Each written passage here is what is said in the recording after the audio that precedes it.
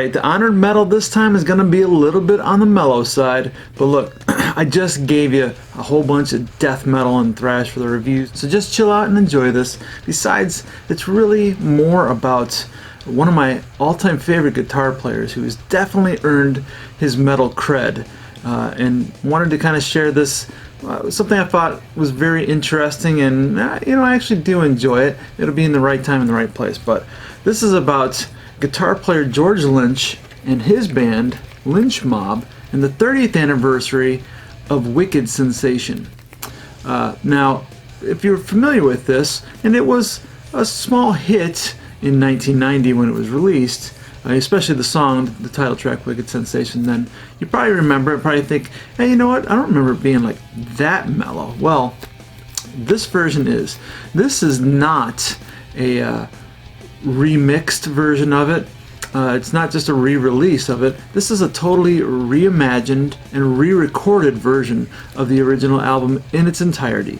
They took every song and they basically came up with a different way to do it, and most of it is a lot more, I want to say, kind of bluesy, maybe even a little bit of funk in a few spots, but more of just kind of a bluesy rock album. It's actually a really wise decision for them to do it this way because a lot of bands, when they try to re-record stuff from the past, it usually has to do with them maybe losing the rights to a record company. They try to re-record it, and they try to do it as much as they can close to the original, and it never does sound the same. You just can't really capture lightning in a bottle twice, So I appreciate that they didn't just try and re-record the album like they did the first time. They actually, did everything completely different, and I get that. Even in a band that was considerably heavier than this, my band Thorn Fetish, when we would play shows, we would occasionally, once in a while, do an acoustic show, and we'd try to make it interesting, try to, make it fun for us and something interesting for those who really liked our music. So, the heaviest songs, we try to make them the mellowest ones in our acoustic set, try to do something different rather than just playing power chords unplugged, So I appreciate what they did here. So so what we're going to do is, just talk about George a little bit, and then, go through the songs here, and I'll let you hear a few bits and pieces of this, and you'll see, if you want, you can always pull up the original, probably on Spotify, and you can see what a difference it is. But so this is going to be a little bit more chill, I guess. Also, the lyrical content isn't going to require quite as much discussion. I'm just going to be honest here. These guys are kind of, part of that hair metal scene. Again, George, he earned his metal cred, but they kind of came out of that scene, and I'm going to be honest, the song lyrics here, not a whole lot to be desired as far as in-depth stories of, what makes this song so interesting. It's really more about the music. If we're just going to shoot straight here, all these songs are about pussy. It's about wanting pussy, getting pussy, finding pussy, enjoying some pussy, and then, I wish you'd bring your pussy back. I mean, that's pretty much it. So don't expect a whole lot in the whole lyrical concept. All right? It's rock and roll. It's okay. Anyway, before we get to this, let's talk a little bit about George Lynch. Now, if you're not familiar with George Lynch, then you're probably like, my mom, who's just watching to support me or something. I mean, you're watching Metal of Honor, you got to know something about, this kind of music, right? A little bit, I would think, or unless you're just here to learn, and if so, that's cool too. George Lynch is a guitar legend, mostly known for his time in the band Dokken throughout the 80s, and he's just really established himself as just a hugely talented and influential guitar player. Before playing with Dokken, actually, he was around for a while in the 70s. He was just playing in different bands and trying to make a name for himself, and he was trying to break into the scene in the early 80s, and in fact, he was actually one of the candidates for Ozzy Osbourne's first album, first band, and he was actually beat out by Randy Rhoads, and actually had a second opportunity where he was almost picked again to be in Ozzy's band. It was beat up by Jakey Lee. So But it's okay. I mean, it really worked out for him anyway. He ended up joining Dokken in 1980. And Dokken at the time, Don Dokken had, was recording music already for a label, and George just kind of brought in, I think, along with original drummer Mick Brown as the, I guess, hired guns to be part of Don Dokken's album. And they went from being Don Dokken to just Dokken. And he of course put out great albums. One I've talked about in some of my shows a lot, Tooth and Nail. And actually my favorite Dokken album is Under Lock and Key. Unchain the Night, it's just fucking great song, and then of course Back for the Attack, Beast from the East. And after that they kind of split and went their own ways, and Don Dokken tried to do solo stuff. And that is about the time, 89 is when George left Dokken to go start Lynch Mob. And this really wasn't a surprise for people who, especially back in the 80s, if you were really into the music scene like I was and had to have every issue of Metal Edge magazine and always reading the Metal Wire or Circus magazine or, all these areas where that's how we learned about music and what was going on in the music world before the internet. And it was known to us that Don Dokken and George Lynch, they were always fighting. There's an ego struggle between the two, of course. One's a guitar god, one was, of course, the singer who the band was named after. So obviously there's going to be a big ego battle there. And it was just a kind of a constant ongoing struggle between them. So it was inevitable that George would go his own way. And he started Lynch Mob, which actually the original lineup of Lynch Mob for the first version of Wicked Sensation had Mick Brown from Dokken playing drums on there. Anthony Esposito was the bass player. And of course the singer then, who is the singer now, is Oni Logan. So the original was released on Elektra Records in 1990, and it was produced by Max Norman. And again, it was a kind of a minor hit. The song "Wicked Sensation" definitely was a cool song. Had a really cool, raunchy opening guitar riff that is not on this album, and also, but it was very signature sound for George back then. Just a really cool, metally, just tough sounding guitar riff, and. It was, of course, like I said, a minor hit. Also, I believe River of Love was a song on there that was a minor hit as well. And then, they did a couple other things, but, it never really, going through the 90s, I'm sure for George was kind of a struggle, as it was for many of the bands who came out of the 80s. But George is kind of the guitar player who, it's just who he is. It's not in him to not play. He's always been doing so many different projects and so many different bands. In recent years, he's had a lot of great albums that he's put out with his band KXM. KXM is badass. That's with the drummer from Korn, what's his name, Lucier, and of course Doug Pinnick from King's X, who does vocals and bass. It's a really kick-ass album. He also did Sweet Lynch, which was with Robert Sweet from Robert or Michael, I don't know, whichever one, the singer from Stryper. And then also he did, and also he put out an album with both Mick Brown and Jeff Pilson of Dokken.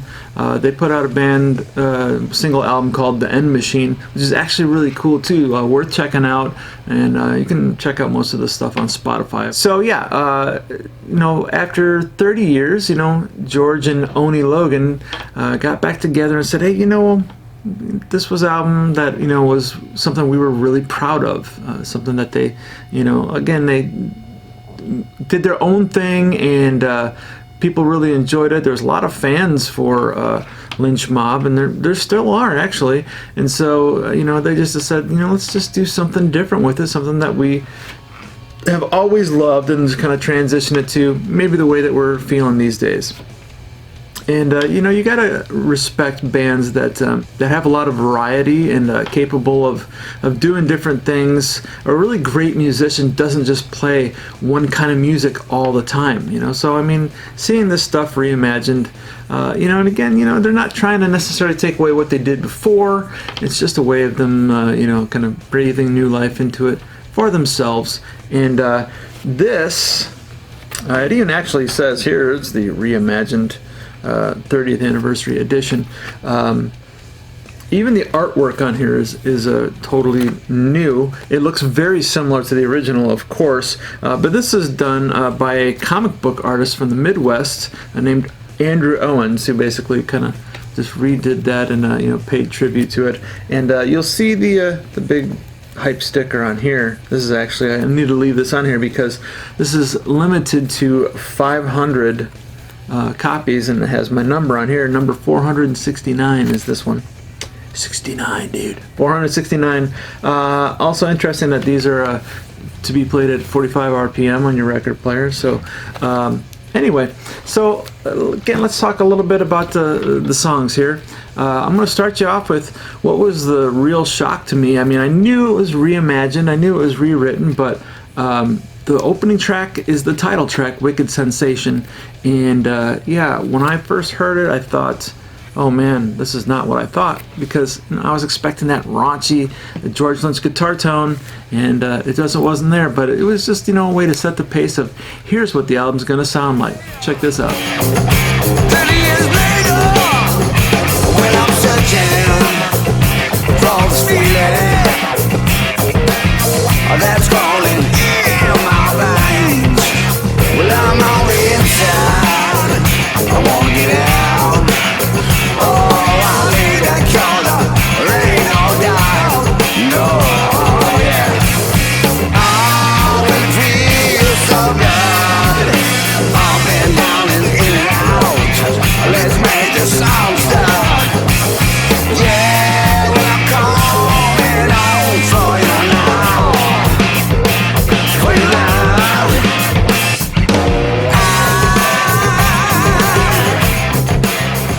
Alright, so you can kind of see where we're going with this, and like I said, very different vibe. It's still cool, it's just, you gotta be in the right place at the right time for that.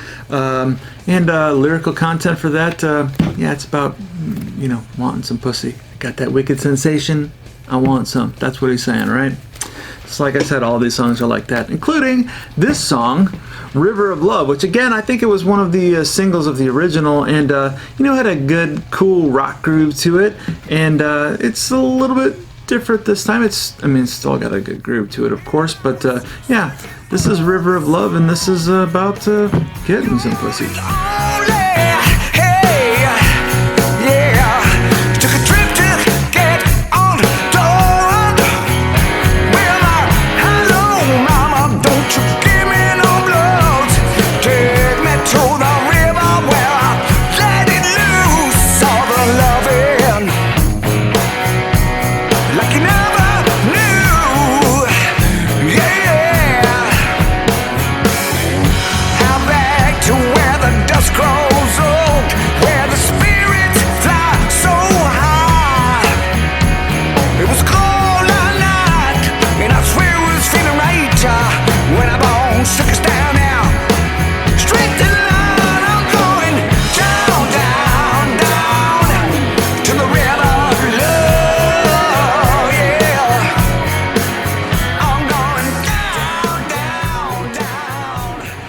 After that is a song called Sweet Sister Mercy, and different vibe in here as with all these songs, but still had a really cool feel to it in the original version and in this one.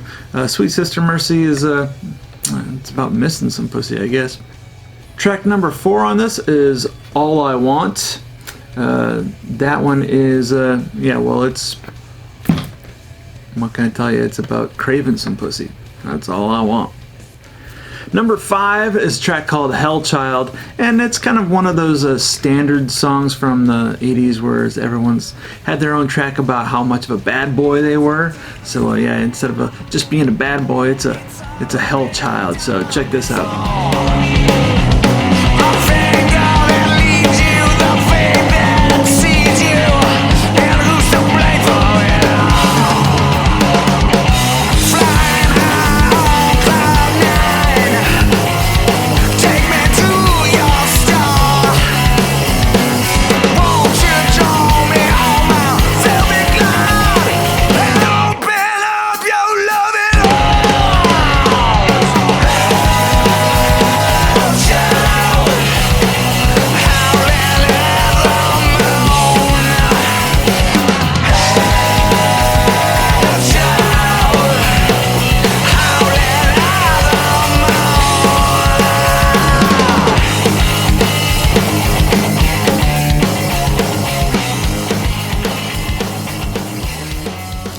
number 6 is called She's Evil But She's Mine.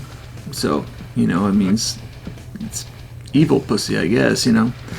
She's a bad girl. Oh, she's gonna break my heart, but she's all mine, you know. That's that kind of thing. Track number 7 is called Dance of the Dogs. It seems to be possibly about some dancing pussy. It's a, you know, like a stripper, addict, something like that. Track number 8 is called Rain. It seems to be about, I don't know, some really high pussy. Somebody who's strung out, and maybe the rain is washing away all the bullshit. You know, deep lyrics like that.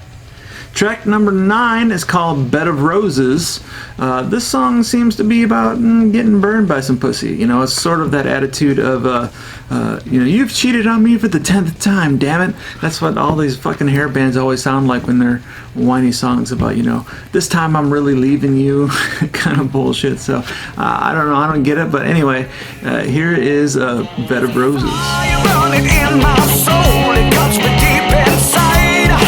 Inside you, talking like you just don't care. You know that ain't right, that ain't right, no. 'Cause I had enough of you walking out that door.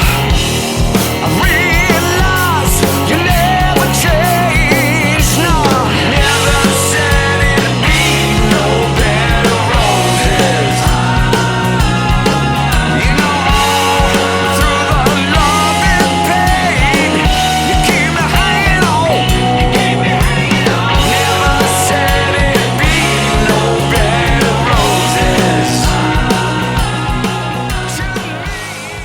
Track number 10 is called Through These Eyes.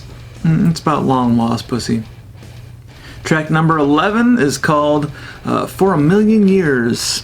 This is a song kind of saying, I'll always wait for that pussy. And finally, track number 12 on this album is Street Fighting Man. And it's again kind of one of those, you know, typical songs about, you know, oh, he's a tough guy who's living out on the streets sort of song. So, you know, at least they didn't end with some pussy. So, sorry guys, but you know, again, you know, I'm reading these lyrics and going, wow, man, you know, I started this show doing Rush. There's some serious lyrics, but anyway. Now, also changes to this album would be some of the lineup. George is obviously in the band, and Oni Logan is still singing with them. And you can kind of tell that maybe, I mean, 30 years, you know, 30 years to an adult, it changes your voice. It's not everyone can be Sammy Hagar. You can't continue to hit those notes into your 50s, 60s, and 70s. Sammy Hagar, by the way, is 72, still does that. Unbelievable. Anyway, we can't all do that. And Oni, you can tell, you know, that some of these songs maybe work a little bit differently in his favor, you know, as far as mellowing things out. He doesn't have to try and belt out some of those notes. Also, I don't know what Mick Brown is up to. Maybe he's back playing with Don Dokken or something. But he did not play drums on this band. Instead, Brian Tickey played drums, and he actually is also the producer of this album. So how convenient, your drummer is your producer. And joining them on bass guitar is alumni that everyone knows around the, especially around the hair band scene, is Robbie Crane. Robbie, of course, has played with the likes of Vince Neil. He played quite a bit with Rat, actually, for a while. Which actually, that's an interesting connection there, is that when George Lynch first joined Dokken with Mick Brown, Juan Croucher of Rat was the original bass player of Dokken, and then he ended up joining Rat. So, yeah, all these guys, they just kind of swap partners out in many ways in the 80s. One cool thing about this is that, I mean, this is a brand new release. I got it, you know, just like a couple weeks ago, and like the day that it was released, got it. And this was recorded in April and May of 2020. So, I mean, they really cranked this thing out pretty fast to go into the studio, record it, and then in just over the summer, you know, managed to get all of the repackaging and everything done with it, the production and the mastering and everything. So came out pretty quick. This is a double LP, so it came with two of these little sleeves. Doesn't show any pictures of all the white hair George's showing off these days, but one cool thing about this was the vinyl. Actually, both the albums have this really sharp looking yellow and black splatter effect there, so very cool. So I mean, as you can see, like, okay, lyrically maybe it's not so deep, but George Lynch is a phenomenal guitar player, and he's still showing that he has other things that are up his sleeve besides just shredding. I think he's done a great job of proving long ago that he could shred with the best of them, and he doesn't have as much to prove these days. I also do happen to know that he's actually a really cool guy. I occasionally talk to him a little bit just on social media. He's really good at answering people, and I actually met him in person one time in Los Angeles, just crossing the street, and I saw him coming towards me, and as we were crossing paths, I said, "Hey, I just wanted to see if I could shake your hand. I'm a big fan." And he said, "Yeah, absolutely. Handshakes are free." So he was just a little joke, and he smiled and laughed, and we said goodbye. And it was just really kind of a cool little interaction with him. He's always seemed like a real genuine guy. Anytime that I've seen him interact with people online, he constantly has a guitar in his hands. It's really just something that he does. It's who he is. And the idea of doing something like this, I get it. As a musician myself, as much as I love heavy stuff, every now and then I do a little something different. I recorded an album that had a lot of bluesy and acoustic stuff on my own before. I recorded a classical album myself before, and it's just, I think, a sign of a good musician to want to expand a little bit and do something different. So I like this album. It's got to be, it's the right place and the right time. This isn't my everyday thing. I'm usually a little bit heavier than this, but it's definitely a cool thing to have in my collection.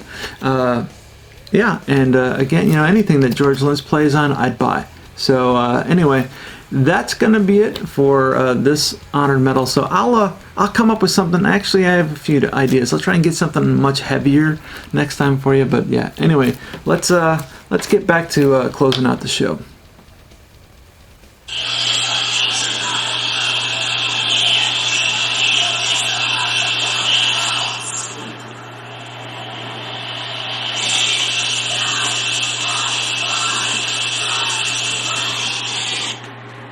Ladies and gentlemen, your host of Medal of Honor, Dave Wallace. I love you, Dave. I miss you.